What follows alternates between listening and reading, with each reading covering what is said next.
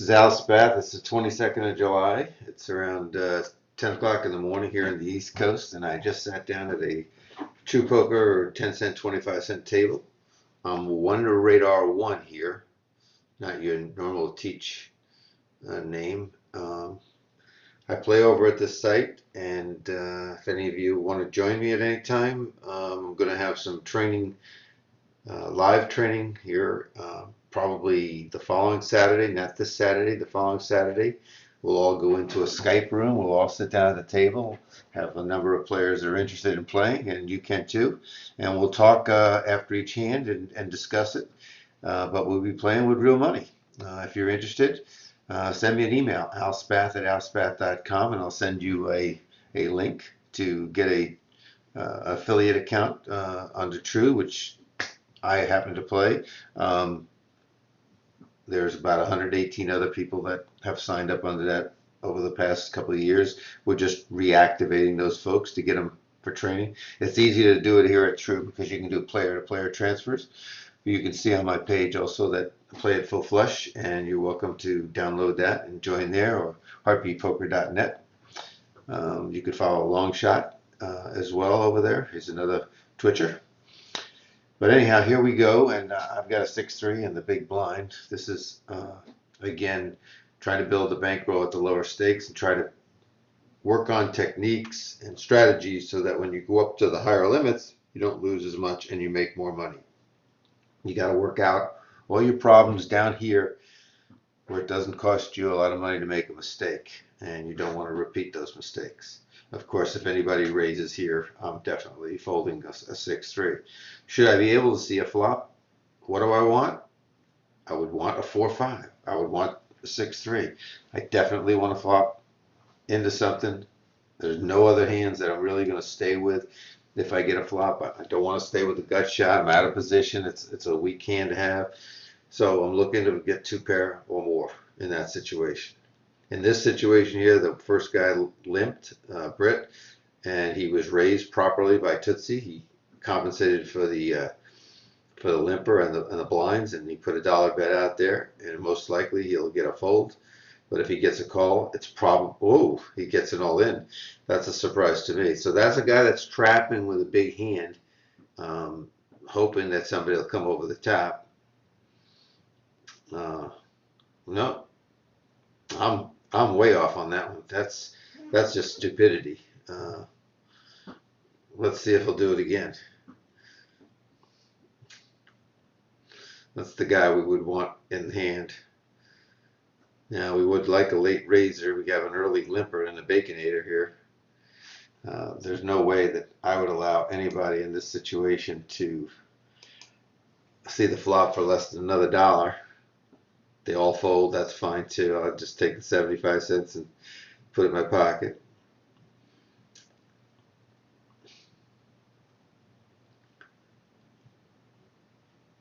See, sometimes you think you raise too much. Now I've got a redraw on this one, so I'm not afraid of anything. Of course, if somebody has a 9 of spades, I'm afraid of the straight flush.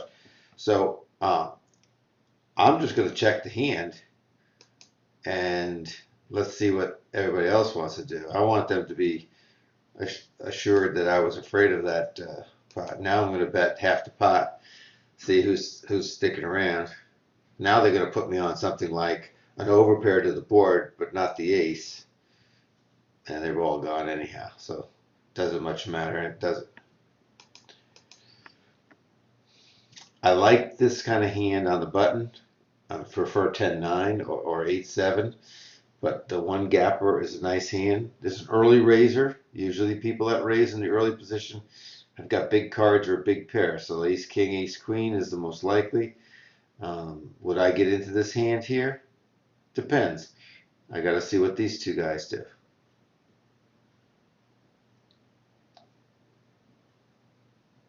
It would help to have a couple more callers in the hand. But he raised the minimum here. Instead of re-raising 3 times, he only went the minimum here. This is a situation where I think I need to just get out of Dodge. I think that this is, you know, kings or ace king here, and I don't want to just take that match. And I could get squeezed. That right here, I could get re-raised, or I could get re-raised, or I could get re-raised. So, and then we don't know what this guy's going to do. So I'll be putting my money in for no good reason. Now, if he really has a big hand here, he'll put that $29 in. He just called though. That would not be a good flop for me. No red cards there. Since this guy re-raised here, I would think that he's going to put in about $9 or $10.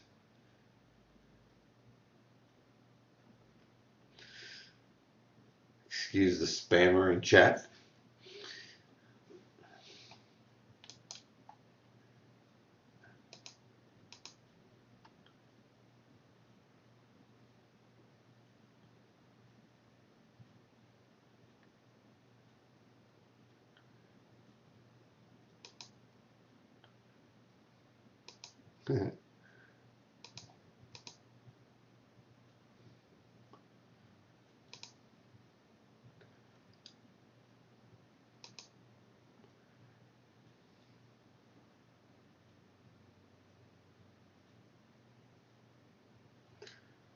It's an easy fold in this hand. You know, we got people that are always going around to all these different places. They're trying to get you to get gold mine by coming to their site so that they can get more money.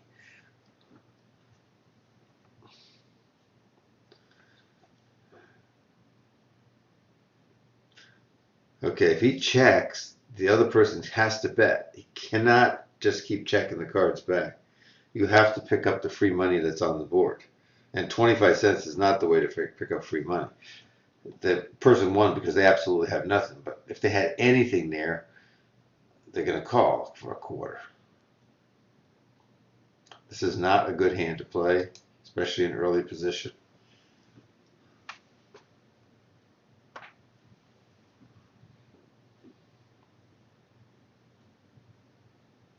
Yes, I would have had 4 clubs.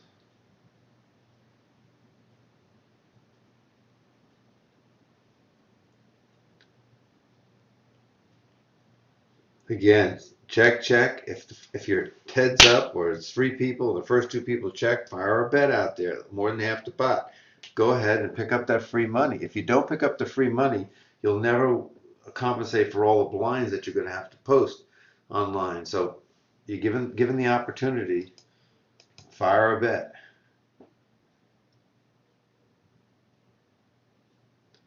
First person that comes in here, it should be a raise. It should be not 25 cents. You can't limp on the button in this situation. You just invite the other 2 people in, and unless you have the 9-10 or the 8-7 or something like that, you're probably going to get your hand destroyed by 2 random hands.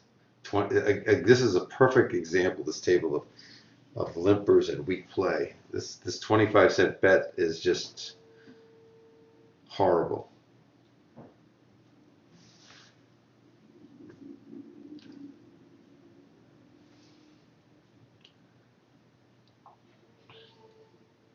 Now, 10 of clubs wouldn't be a bad hand, something to have. Jack 5 will beat my flush. No. It's all right. You don't look back. You don't look at the results. You can't play a hand like I did. I just always like to show the cards. That's a good raise. That's a proper raise in that position. The guy should fold, and I definitely will fold. I'm not encouraging him to do it. I'm just telling you what I expect and what I anticipate and what's the right move. Certainly, I don't want him to steal my big blind, but as it turns out, he's able to. Now, these are lousy cards. I'm not getting very good pot odds. I'm out of position. There's no reason for me to throw the money in that pot. Sure, I could get lucky and catch 2 sevens or a 7-3 or something like that, but most cases I'm going to get trashed.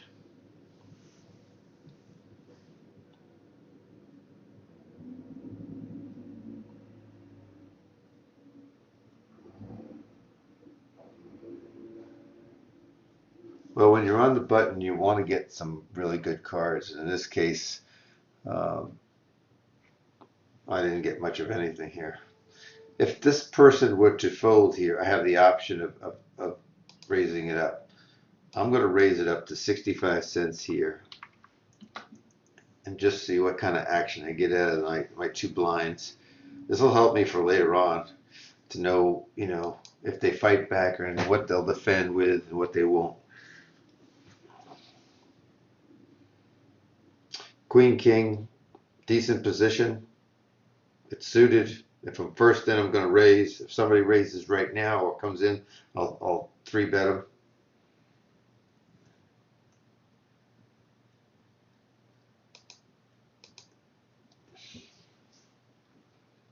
I want the button out. Now I've got the position on the person that made it 50 cents. Unless they go all in here, I should be able to continuation bet or see a free card somewhere and I will win on a later round. I'm definitely going to continuation bet, hoping they don't have the jack. If they bet into me, I got to let it go because I have nothing but overcards. And they did, so it's definitely a fold. Apologize for the phone ringing. That was the poker police telling me to fold.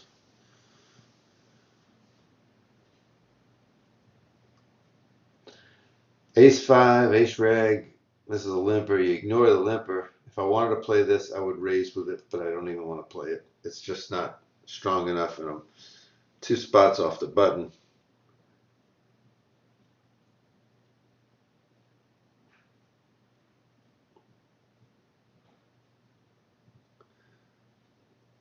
He did right. He adjusted his bet. Instead of betting the 75 cents, he added another 25 cents for the limper.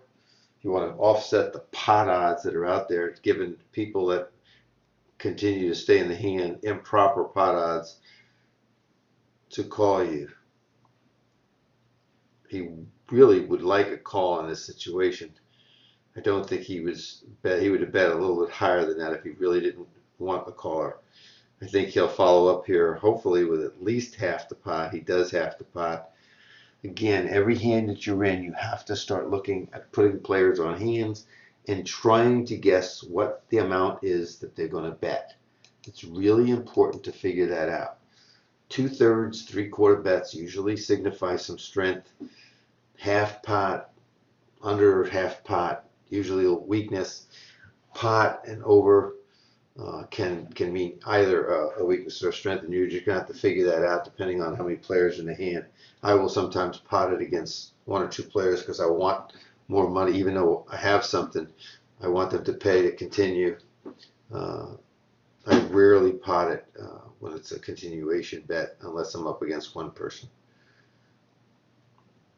I usually go 3/4, and unfortunately on this site, whereas Full Flush has the right proper buttons, the pot button and the 3/4 button. This one doesn't, and you have to figure out or use the slider or type it in. Now there's a strong bet under the gun. I would imagine nobody's going to call unless they have a really good hand here. Tootsie called out of position, which means they had to even have a better hand. And if you have a better hand, you should re-raise. Obviously they didn't. I would think a hand like possibly ace jack or ace queen did the calling there. Hopefully not king queen. Tootsie's staying in it. I think you'll see another check. I think we'll see about a $3 or $4 bet here from Don Quixote. He goes over the pot. Again, he wants this to end right here. He does not want this person, if they're on a draw for a gut shot or anything, to stay in there. Or the flush, of course. Now, if Tootsie has 589, he should bet it right here. He has 2 chances of winning, saying he has the flush. He could get the person to fold, or he does have the flush. And he gets him to fold whether he has the flush or not.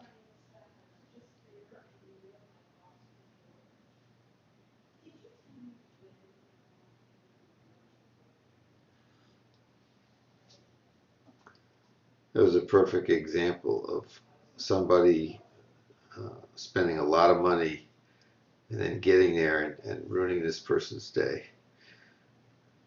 But you got to charge them. They're not going to get there that often. This is an easy fold here. You don't have to play a lot of hands when you're playing poker. You got to win a large percentage of the hands that you do play. Keep that in mind. It's not how many hands you play, it's how many hands you win that you play. Concentrate on winning the hands that you play and try to stay out of the hands that are speculative or it's going to cost you a lot of money. There are going to be some chances you have to take. There's no getting around that. Poker is not an exact science. You're going to have a number of outs sometimes. You're going to have to make some decisions based on pot odds and position and players and lots of different situations and circumstances. Just try to make good decisions. This game is about who makes the most good decisions. That's an awful fast check there for Itchy. See if Tootsie does the whole pot. Nope, just goes with just about half. That won't get somebody out on a draw. Might even check it back if it doesn't have a king. Oh, goes ahead and fires as if to say, I'm not afraid of the king because I'm not afraid of the king. The king jack beats.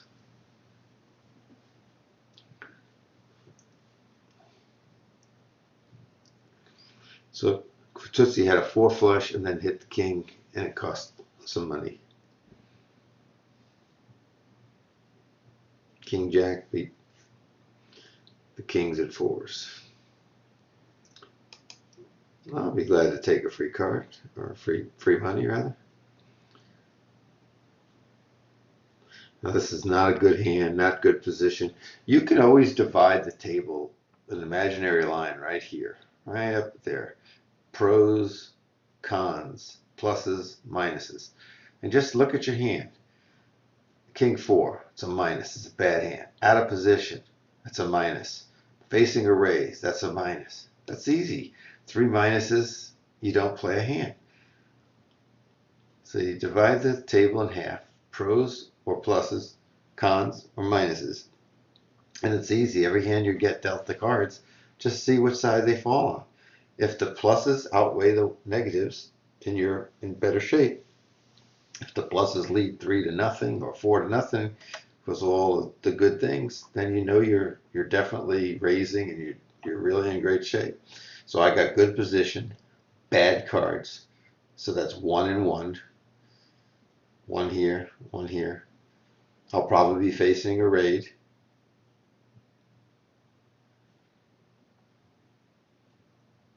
So it's an easy fold.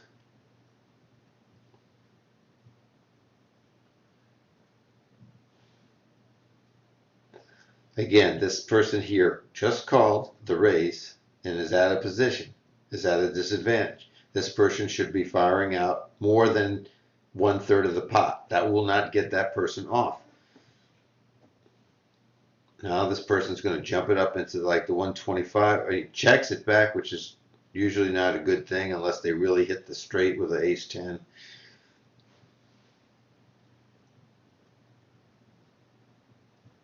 And he wins just with the jack. This was a very good hand, but he played it very weakly, which is good to note.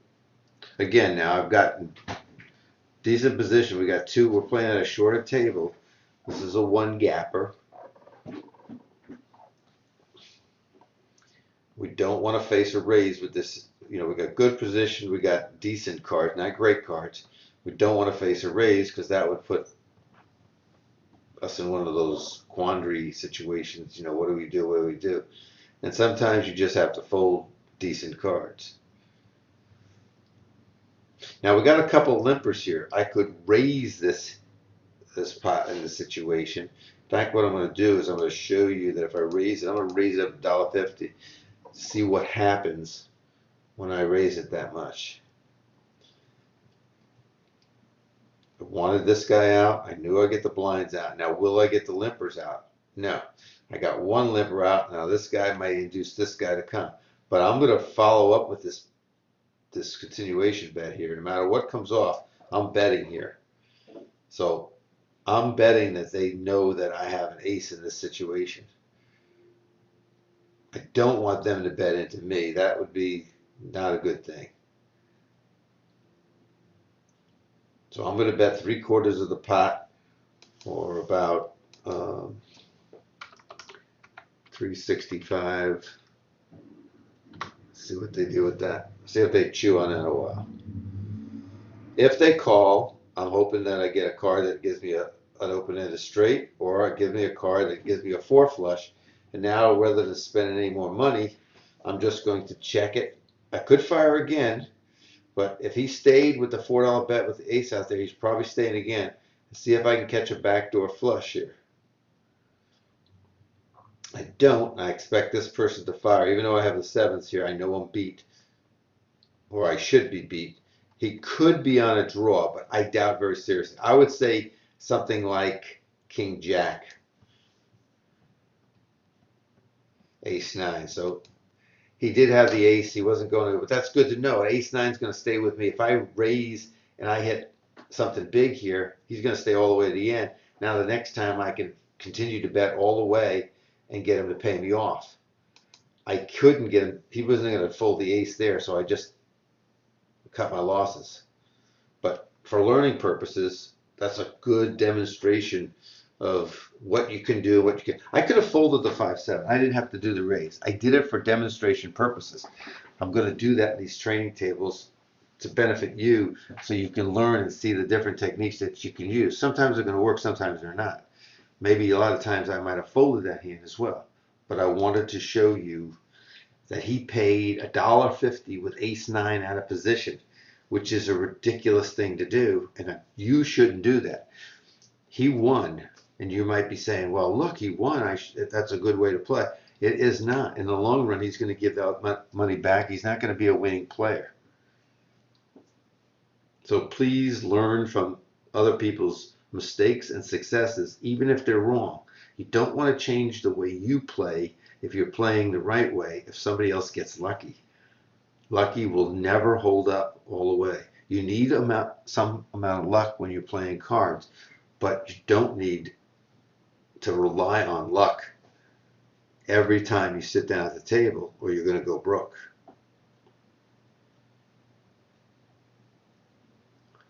So there's about a half pot bet.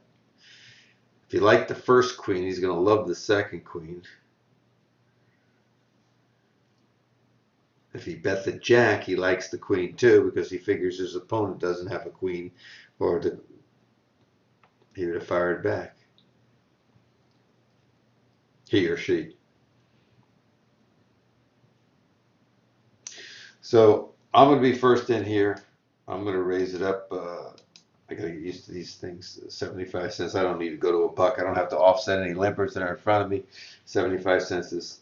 Sometimes I'll just do 65 cents, just like about 2.5 times the big blind. It achieves the same at these low limits. Now this is the guy I want to fold. He just came into the game. He's on the button.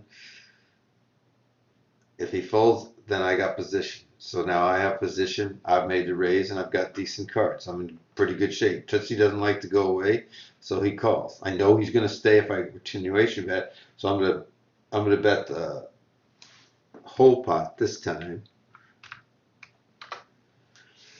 See if I can get him out with that. He may have the queen of clubs, but again, I'm going to fire into him. I mean, he may have the clubs, but that was a quick call. Now, I'm going to bet half the pot here, only because he stayed the other time, and maybe he has a 10, and he folded. I thought there was some equity there at the end, and so I value bet. I didn't think he had the flush. He would have bet into me on the river there, I believe, and he didn't even try. So there, I didn't get Tootsie to pay me at the end, but I knew that he was one that was going to stay with me, so I charged him a little bit more to stick around.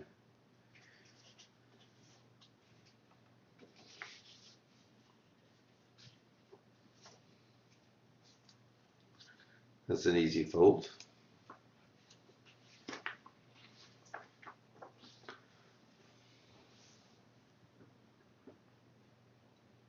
First person in now should be for a raise. I'm going to hammer this home to you on all these videos because I want you to be thinking about it. You can't limp in that position. If you got pocket fours, you got to raise. If you got 9-8 suited, you got to raise. If you got junk, you got to throw it away. You can't limp in that position. Sure, every now and then, a couple of percentage of the time, you can limp in with a big pair, hoping that somebody else will attack you. If you think there are people at the table that will re-raise you. But it's a chancy situation with aces or kings because they may all just limp in, or you might find yourself against too many opponents with a big pair. Now he limped in late position, so I'm going to raise him $2 here and see if he still wants to play. And it was an obvious fast call on his part. If he comes over the top of me, I have to think he's got ace, ace-6, hands like that. Sometimes they let the clock run down like that because they're figuring out a re-raise. All right. I'm not going to fold immediately, but I am going to fold here. The only redraw I have is for a king or a queen.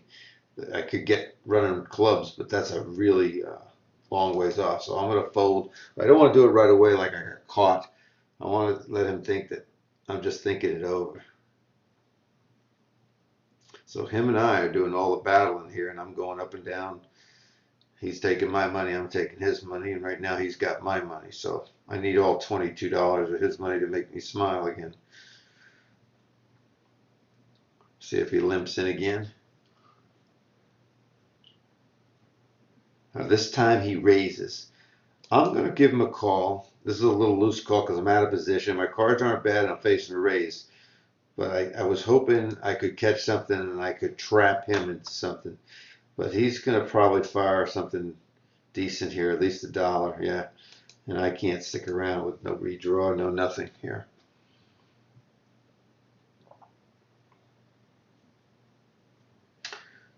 Jack Queen is not a good hand, although everybody looks at it as two painted cards.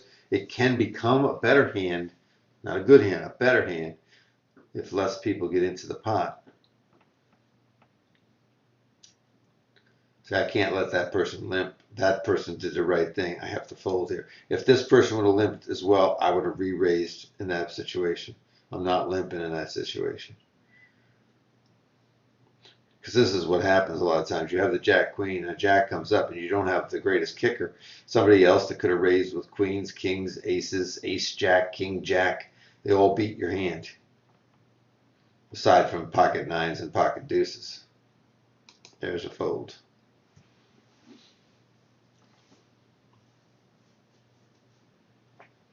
Sometimes you just don't get a lot of good cards, so you do have to capitalize on the good ones when you get it. You have to make the proper decisions.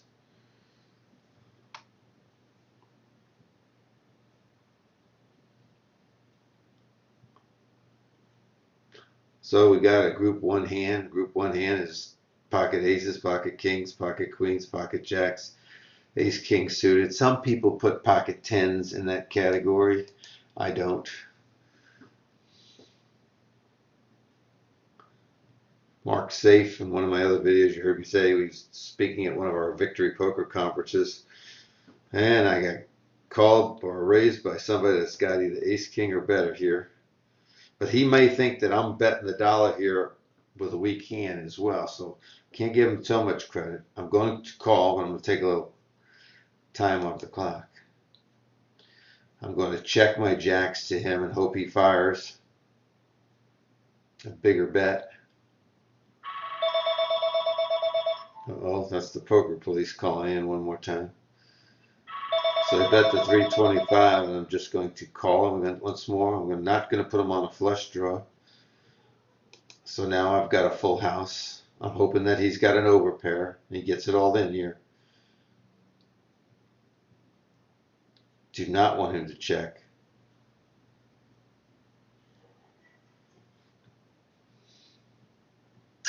I am going to raise in this situation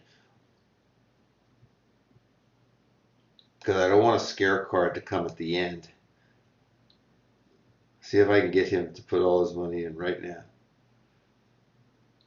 Oh, he folded it out.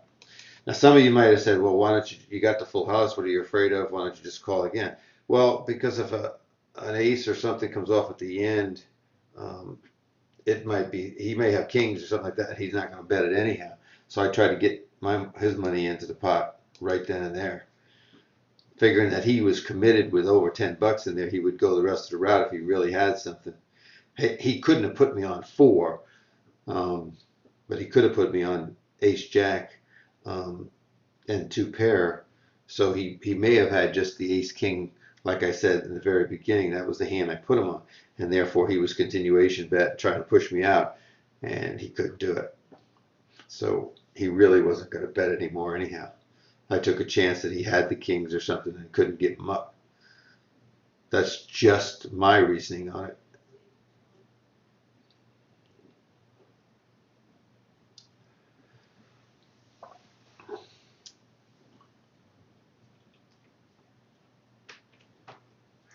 When will you be free for a lesson from Michael?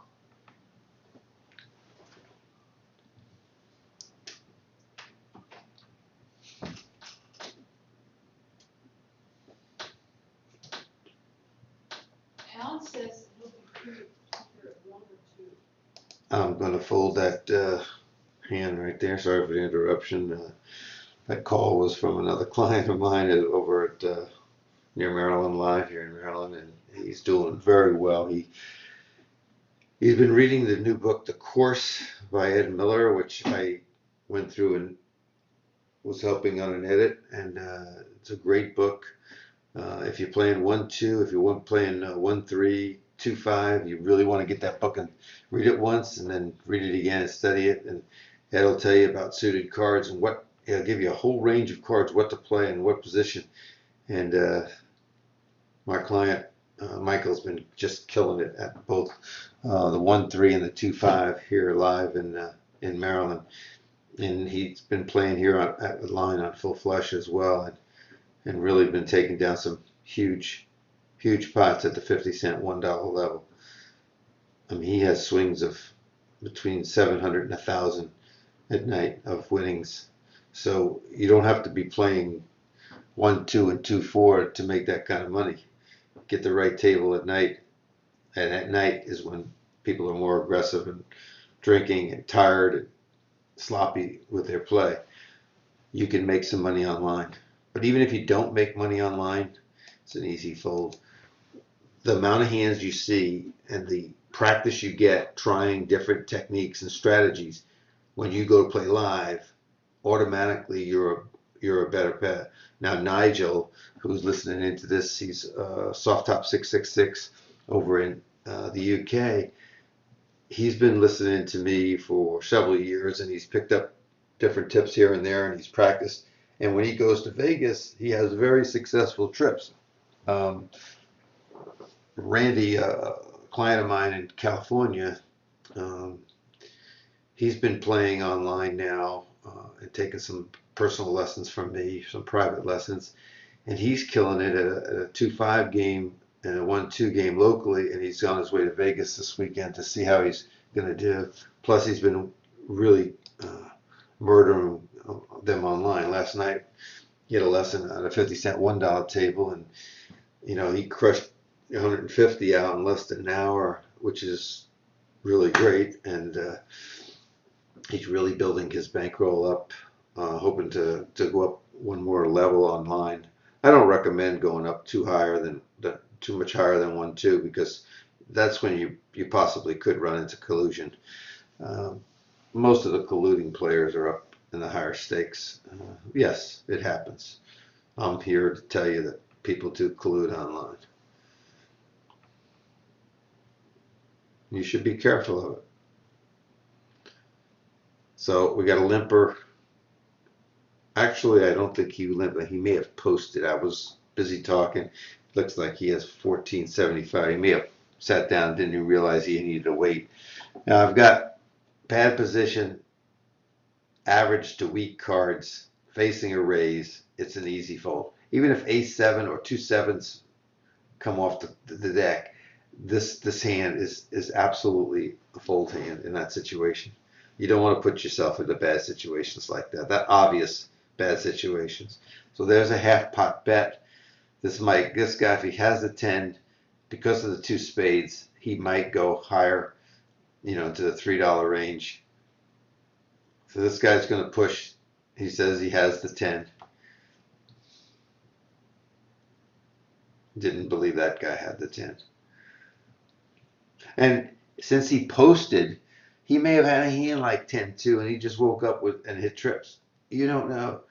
But I doubt it, because then you have to think back. What happened pre-flop? He posted, then this guy raised, and he called a raise, and then he called 50 cents. So maybe he had a hand like 10 jack or queen 10 or something that he couldn't raise with, and he just was seeing what would happen. And then he took a flop because he was closing the betting, and then he lucked out and he hit the two tens. There's all types of scenarios that could be.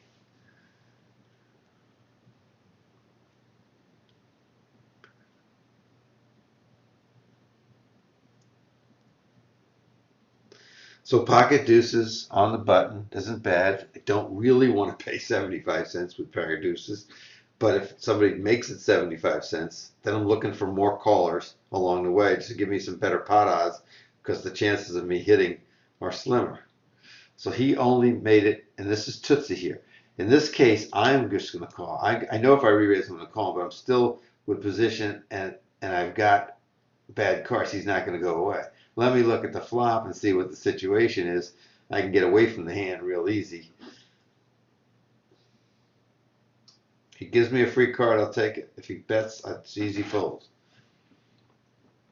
If you played all day and all you had to do was call with your pairs, you're eventually going to hit something. You're going to have to make a lot of money off of that when you do hit it, but it's possible. You just don't want to be paying all the time with pocket deuces, threes, fours, fives, maybe sixes. You don't want to be paying, an extra buck or two, or if you're playing live, if somebody's making it 10 or 12, it gets expensive to call $12 with a pair of fours, and because you're only going to hit one every 7.5 times. So it's going to cost you all those times that you get in there and miss. And then when you do hit, you don't know even if somebody's going to stay with you, or they're going to have a set over set, or something's going to happen. They're going to flush out on you, straight on it. So really the 7.5 to 1 to get your card,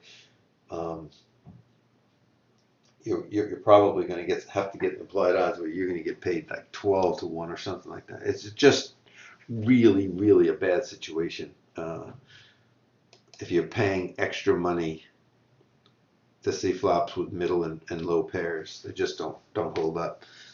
Try to have those bigger pairs if possible. You never want to get counterfeiters in a hand as well.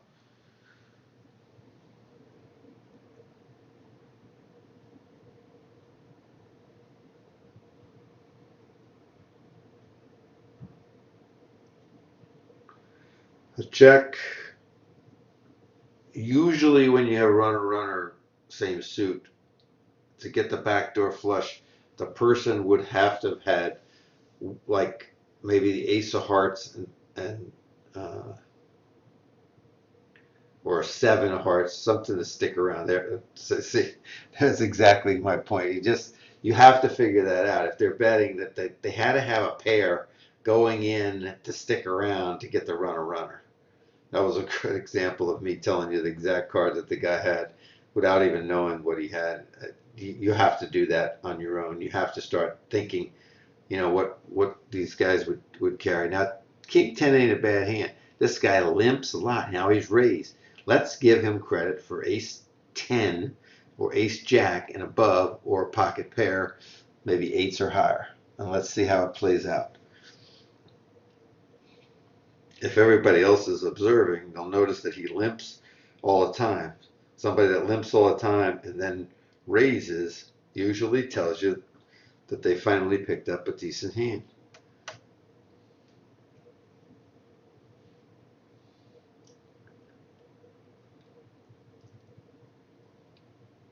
Easy fold.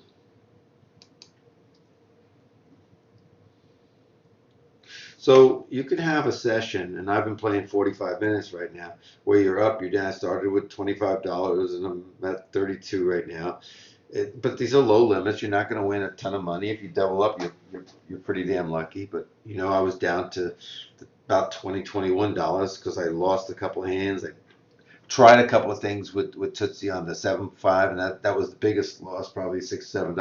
So if I didn't do that, I'd be at the 38. So the one hand or two hands that you do lose some money on, it could affect your whole session. So you try to avoid those things. I was doing it as a demonstration. I have no problem about it. It's my money. I can spend it the way I like. And I chose to demonstrate something to you. And if you take something away from that, that's really key to this whole situation. Now, our man left right here while he had a chance. Everybody sees 10 queen in this situation. They say, oh, two painted cards. It's not. We're playing short. We got one out. They're not great cards. They're not suited cards. I'm in early position. You don't know what anybody else is going to do.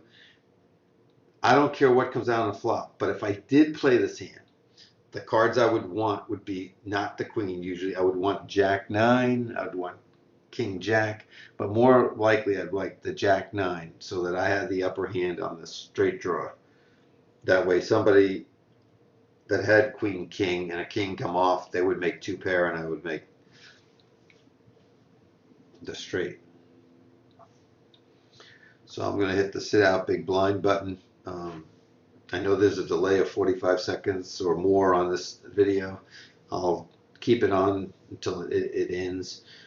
I'm going to play one more hand and add to my bankroll building. So 2-5 in early position really isn't a good hand to play and it should be folded. I'm Al Spath. It's the 22nd of July. I hope you'll join me at the tables over at Full Flush. There's a link on my channel page, or if you want to join me over at True Poker, just email me and I'll send you a link for that, and you can be in the group. And I'm going to have some private sessions over there, group sessions on Skype, beginning not this Saturday, the following Saturday at 10 a.m. Eastern Time. If you heard that message and you acknowledge that and can make it, put something up in chat. I'll